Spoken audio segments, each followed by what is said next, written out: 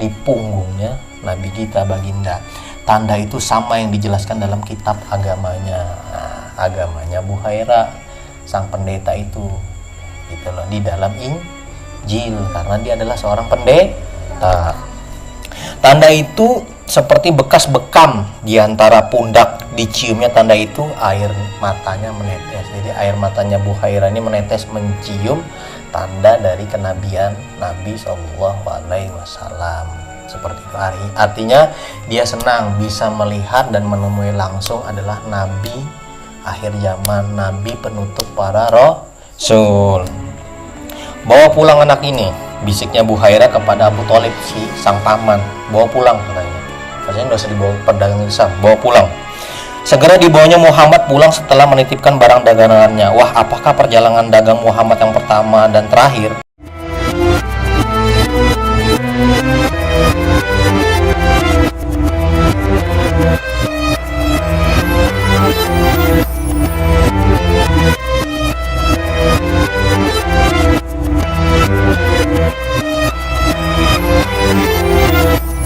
Assalamualaikum warahmatullahi wabarakatuh. Kembali lagi di channel apa? Rumah Ade dan Fitri. Nah, jadi alhamdulillah hari ini kita lanjut lagi berkisahnya. Masih tentang kisah sambungan yang kemarin, yaitu adalah kisah sambungan baginda Nabi kita Muhammad Sallallahu Alaihi Wasallam. Namun di kisah yang kemarin sungguh sangat menyedihkan. Karena kenapa di kisah kemarin? Bagaimana ibunda Nabi meninggal dunia. Ya, jadi bagaimana ibunda Nabi yaitu Aminah meninggal dunia.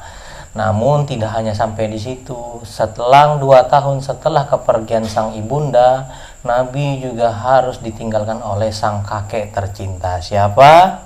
Abdul Muthalib. Sehingga dipesan dari sang kakek Abdul Muthalib, Nabi kita baginda Muhammad Sallallahu Alaihi Wasallam, maka dititipkan kepada siapa? Sang paman bernama Abu Thalib, salah satu anak dari Abdul Muthalib, yang dimana paman dari baginda ini adalah paman Abu Thalib ini juga kondisinya juga tidak sebegitu baik pada saat itu. Karena apa? Beliau juga miskin dan anaknya banyak. Nah, tapi bagaimanakah akhlaknya baginda kita, akhlak beliau baginda Nabi Muhammad Sallallahu Alaihi Wasallam dalam berada di asuhan pamannya siapa? Pamannya Nabi Abu Thalib. Nah, jadi kita akan berlanjut di kisah selanjutnya. Itu adalah kisah bagaimana Rasul ini diasuh oleh pamannya Abu Thalib. Nah, jadi mungkin itu yang akan kita lanjutkan di kisah selanjutnya. Namun sebelum kita melangkah ke kisah selanjutnya, ayah, ibu, bunda, dan adik-adik, alangkah baiknya untuk mendukung channel ini dengan klik tombol di bawah, yaitu adalah tombol subscribe, dan nyalakan loncengnya untuk terus mendukung channel ini agar terus berkembang. Dan mungkin kita langsung saja ya ke cerita. Namun sebelum ke cerita, kita mau ucapkan apa? Bismillahirrahmanirrahim. Jadi kita lanjut di kisah selanjutnya, yaitu adalah tanda-tanda kenabian. Nah, di sini akan dijelaskan bagaimana Rasul itu ada tanda-tanda kenabian. Nah, makanya di sini akan dijelaskan bagaimana di cerita selanjutnya. Oke. Muhammad pindah ke rumah Abu Thalib. Abu Thalib siapa? Nah, salah satu pamannya Rasul, anaknya Abdul Muthalib. Ya. Pamannya itu bukan orang kaya. Nah, seperti yang tadi saya ceritakan di awal, pamannya itu bukan seorang yang kaya gitu loh. Sedangkan anaknya banyak. Nah, anaknya juga banyak pada saat itu. Seiring mereka menahan lapar karena kekurangan makanan. Nah, jadi di keluarganya Abu Thalib ini bukan keluarga yang kaya, yang penuh dengan kemewahan, penuh dengan kecukupan, dan juga Abu Thalib ini mempunyai anak yang banyak. Tentu saja apabila kita sebagai seorang manusia yang normal, ketika ditambah oleh anak lagi, maksudnya titipan, keponakan, mungkin akan menjadi tambah berat beban ekonominya. Karena di satu sisi Abu Thalib anaknya banyak, ditambah lagi dengan ada lagi, yaitu apa? Titipan dari sang kakek adalah baginda Nabi Muhammad Sallallahu Alaihi Wasallam. Tapi Tapi apa yang terjadi? Mari kita saksikan cerita di sini. Namun sejak Muhammad tinggal bersama mereka, makanan yang dirasa itu mengenyangkan. Bayangkan kondisinya Abu Thalib dengan banyak anak yang selalu kekurangan. Ketika Rasul datang, seharusnya tambah berkurang jatah makan itu, dan itu terlihat jelas. Tapi apa yang terjadi? Makanan yang ada dirasa mengenyangkan, padahal jumlahnya tidak bertambah. Jumlah makanan yang dimakan itu sama setiap hari yang dimakan keluarganya Abu Thalib ditambah Rasul, tapi tidak berkurang, malah mengenyangkan. Nah, kenapa seperti itu? Karena Nabi membawa apa? Keberkahan. Ingat kejadian di Bani Sa'ad ketika Halimah kaget melihat apa? Susu-susu kambingnya pada gemuk semua. Terus penduduk Bani Sa'ad merasa senang karena apa? Lingkungan di sana tumbuh menjadi subur. Nah, oke, kita lanjut. Apabila waktu makan tiba, istri Abu Thalib bernama Fatimah selalu meminta Muhammad untuk makan lebih dulu. Nah, jadi bagaimana sang keponakan ini sangat diperhatikan. Jadi ketika makanan sudah tersaji, anak-anak kandungnya dari Abu Thalib itu tidak makan duluan. Justru Fatimah sang istri Abu Thalib itu menyuruh siapa? Rasul untuk makan duluan. Muhammad makanlah duluan, katanya. Meski merasa tidak enak, Muhammad akhirnya makan. Jadi Nabi ini tahu posisinya beliau di dalam keluarganya Abu Thalib itu seperti apa. Jadi beliau merasa tidak enak seperti itu. Harusnya apa? Yang lebih berhak duluan adalah anak-anaknya mereka. Tapi Rasul tetap makan pada saat itu. Muhammad akhirnya makan.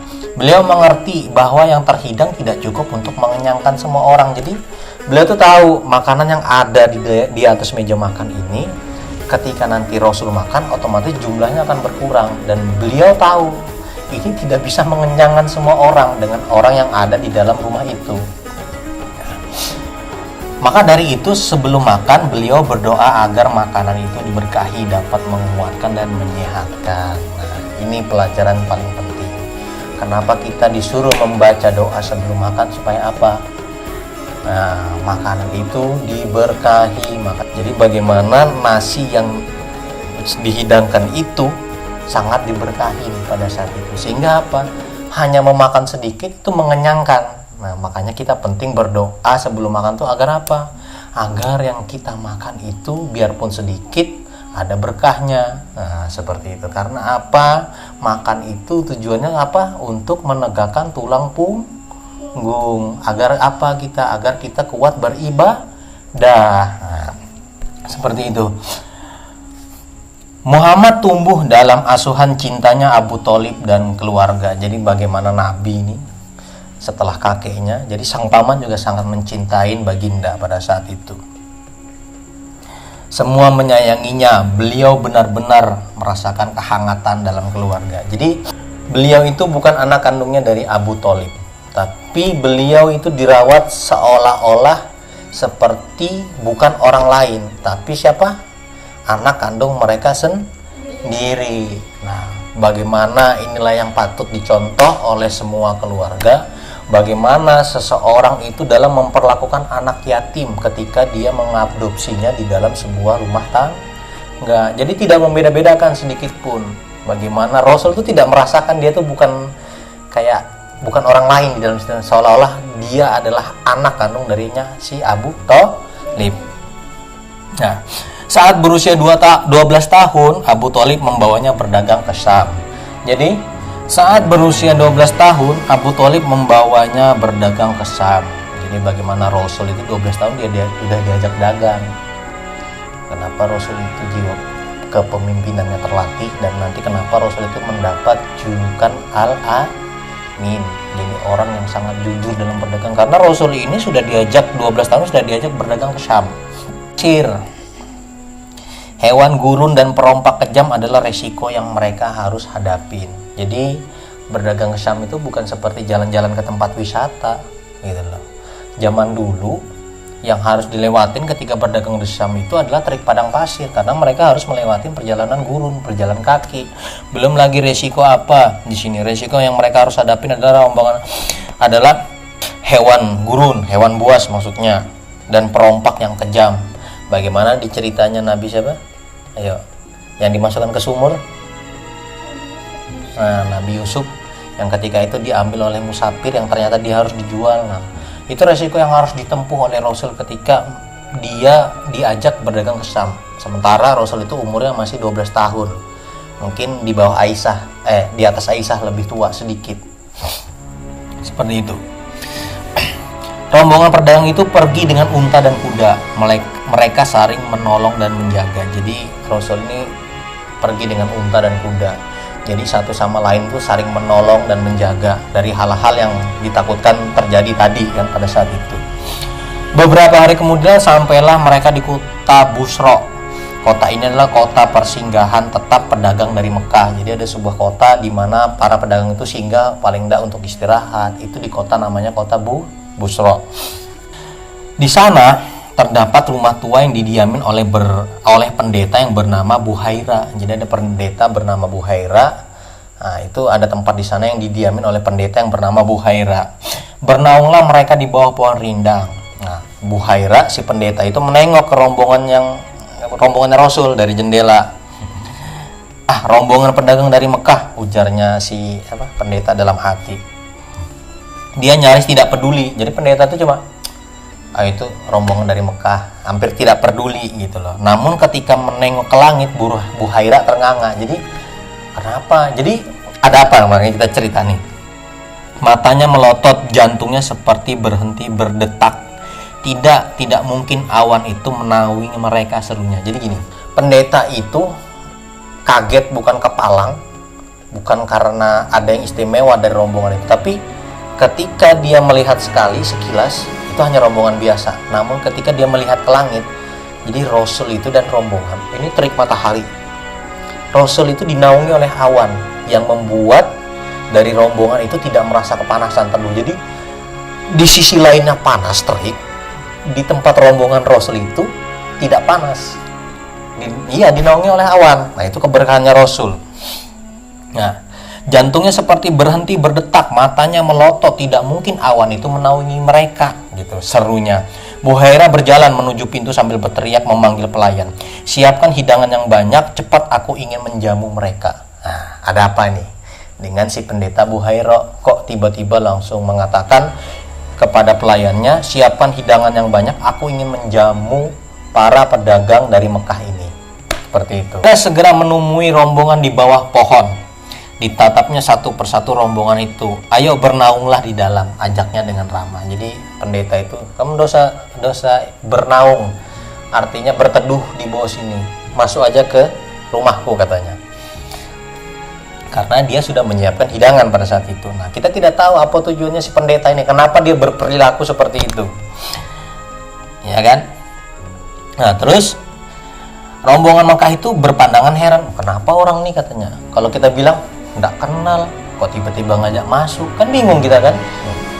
Kita lo nggak pernah ketemu, nggak kenal, kok tiba-tiba diajak masuk, disediakan hidangan, saudara bukan, apa bukan, kan bingung.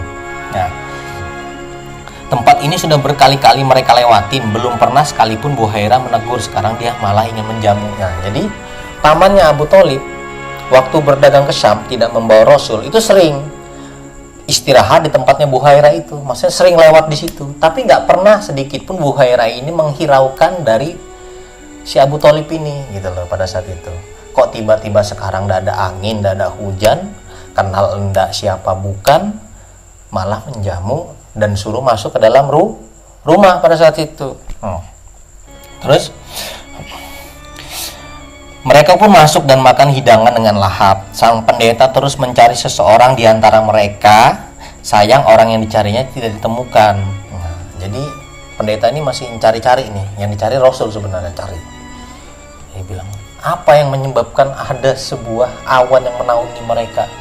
Tapi dia tidak menemukan Rasul waktu dalam hidangan itu. Ditanya pada saat itu, apakah ada seseorang yang tertinggal di luar? Tanyanya tiba-tiba. Dia hanya seorang anak kecil, jawabnya orang Mekah. Jangan begitu, bawalah dia ke sini, ujarnya Buhaira. Jadi Rasul tuh masih di luar, yang makan itu orang-orang gede aja, gitu loh. Jadi Rasul tuh masih tertinggal di luar. Katanya pendeta Buhaira, ajak masuk, jangan seperti itu, katanya. Seseorang menjemput Muhammad. Ketika Muhammad masuk, Buhairah langsung yakin inilah orang yang dia cari. Dipeluknya Muhammad, dipersilakannya makan sepuasnya. Setelah sepi, Buhairah mendekati Muhammad, Nabi kita baginda Muhammad SAW, demi Lata dan Uzza. Nah, jadi dia bersumpahnya demi Lata dan Uzza.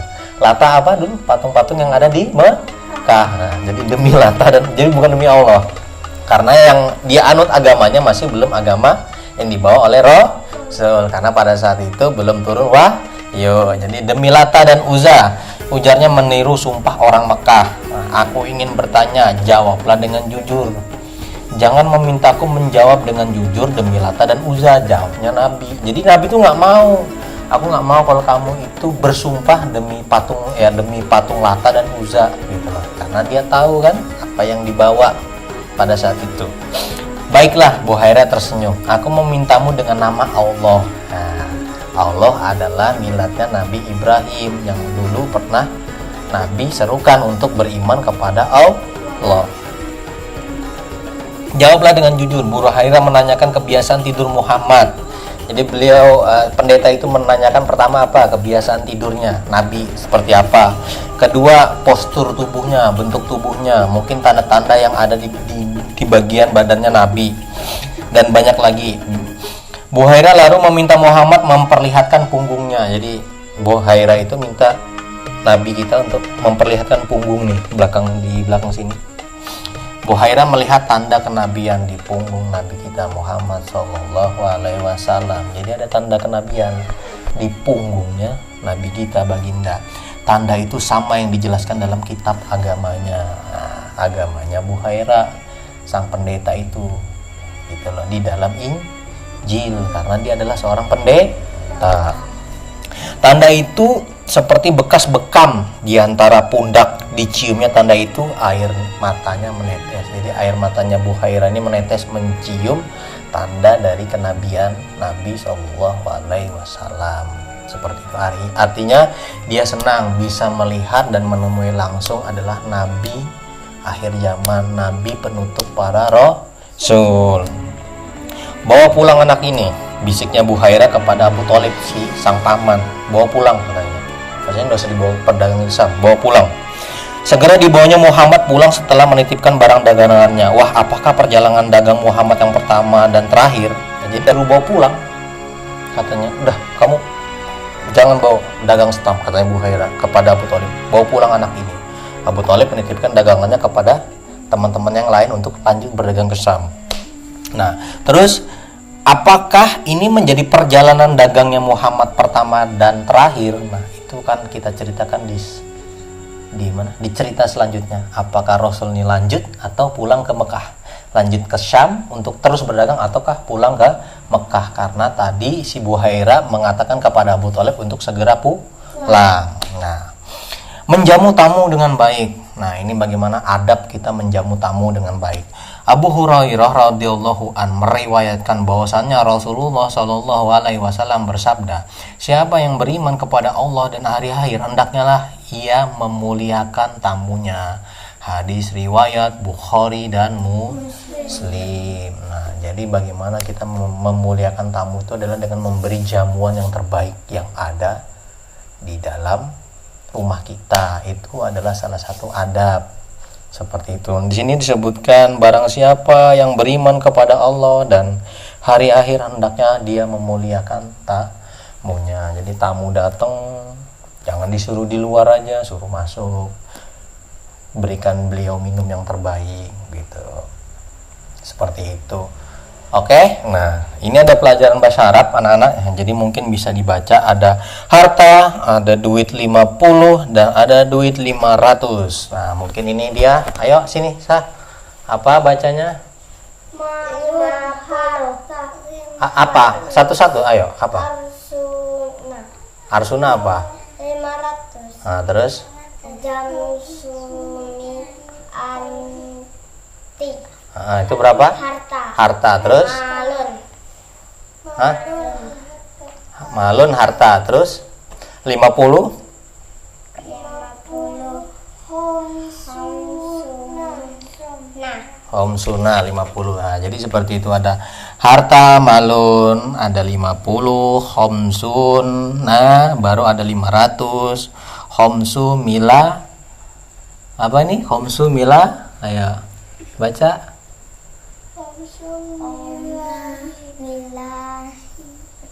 Mila, ayo. Miati. Sumiati.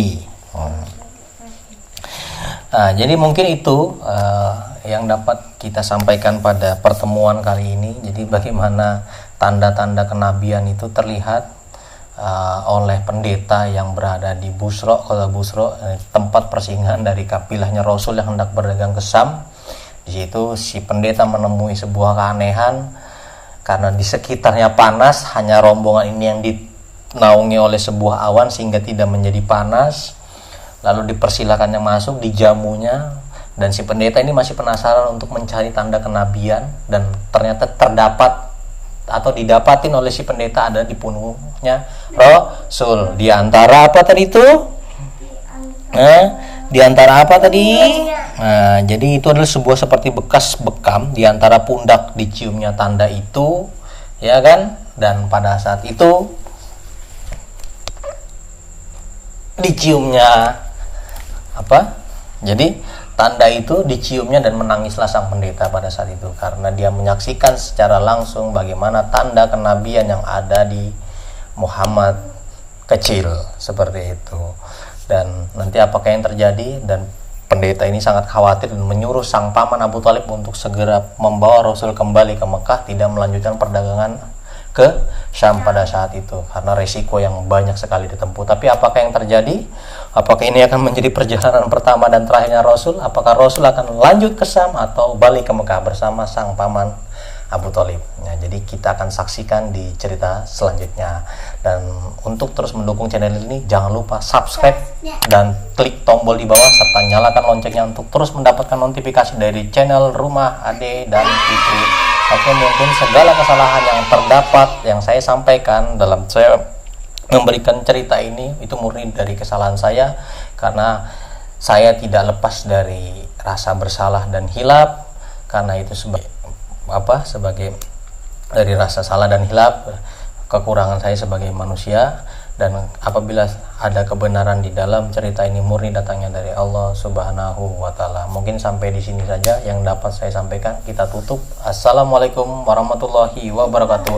Dadah.